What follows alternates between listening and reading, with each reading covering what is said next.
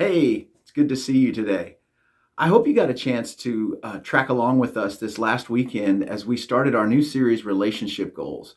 We talked about that outer circle of relationships in our lives and how much our words matter. If you didn't get a chance to see that, I would encourage you check out our YouTube channel.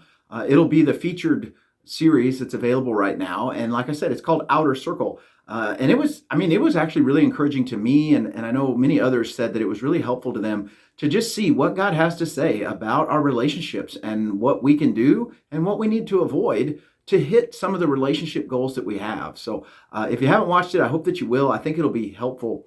But one of the things that kind of stuck with me after we kind of looked at that together was the passage from Proverbs that we looked at in terms of saying gracious words. And it got me thinking.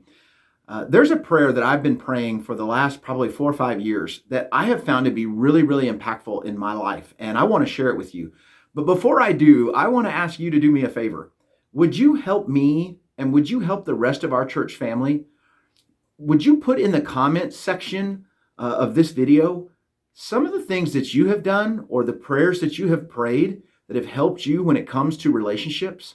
And I know you're going to think, well, who wants to know what I'm doing or how, what I'm doing is not that important. That's just wrong. It's absolutely wrong. As a church, we need each other. There's no guru. There's nobody that's got it all figured out. We need to hear from each other and understand and learn from each other about how God is at work in our lives, because so many times, if he's doing something in your life, he'll do it in mine as long as I'm kind of following that same approach and praying those same kinds of prayers and obeying the same kinds of things that God is sharing with you. So I'm going to share mine with you, but I want to ask you to really seriously consider putting in the comment section some things that you've done, that you have found to be helpful as God has led you to improve your relationships and hit your relationship goals. Maybe it's a simple prayer that you have prayed. Maybe it's a passage of scripture. Maybe it's something that you learned from someone. But just share with us and share with me what you have learned about hitting relationship goals, what God has taught you, what God has shown you. Okay? So for me, it all started, like I said, about 3 or 4 years ago. I came across a passage in Luke chapter 10, and it was the disciples. Jesus had sent them out, 72 of them he had sent out. And he had told them to go and prepare the way, and he had empowered them, and he had kind of begun to turn over the ministry to them, really. And they went out and they saw phenomenal success. They were so excited about all the things that God was doing through them. And they kind of came back together and they were having this debriefing time with Jesus. And they were so excited and they were so just hopeful about what had happened and what might happen next. And Jesus kind of stopped them and he said, look, it's not that you shouldn't be happy about those things. You absolutely should be happy about those things. But he said, the thing you should rejoice about the most is that your name is written in heaven. In other words, no matter what results you're getting, the best thing in your life is the fact that you have been made right with God and that you are going to walk with him and follow Jesus the rest of your life. That is the most important thing, and that is the thing to celebrate more than anything else. And so I started there, and I realized one of the things that I can pray, and one of the things I want to pray every day is, God, help me to celebrate the fact that you have saved me and you have changed me, and everything about my life and my future is different because of you. And the reason why that impacts my relationships is when I walk in a mindset where I've been celebrating who God is and what God's done, it just shows up. It shows up in my words. It shows up in my attitude. It shows up even in my own body language. People can tell the difference between somebody who is celebrating and is rejoicing versus somebody who isn't. And so I started to pray this prayer.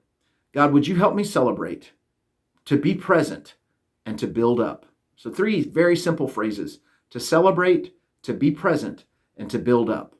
The be present was just because I had found myself kind of just pushing through schedules and appointments and people and things, and I wasn't connecting with people the way I needed to. So obviously, that would be a help to my relationships. But then that last part was to build up. And that comes right out of the verse that we used in the message on Sunday, Proverbs 16:24, that said, gracious words are sweet to the soul and healing to the bone. And all throughout the New Testament, Paul talks about we should build one another up in love.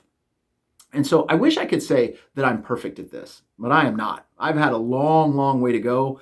I've come a ways. I've seen the progress as I have prayed this prayer. I've seen how God has changed my heart, how he's changed my attitude, and how it has impacted my relationships in a good way as I become the right person so that my relationships become right. But that simple prayer has been so powerful for me. God, today I want to celebrate. I want to be present and I want to build others up. And so that's what's helped me the most. Again, I want to ask you, please share in the comments what has helped you. What has God shown you? What has God shared with you? What is a scripture or a prayer that you've prayed where you have seen God help you become the right person so that your relationships end up being right as well? Thanks so much. I'm excited about the rest of this series. I think it has so much potential. I hope you'll be with us. You can join us this Sunday in person at 9:15 or 10:45 or online if you choose as we move into the next circle, which is our circle of friends. I hope you'll be part of that with us. I look forward to connecting with you again. Thanks.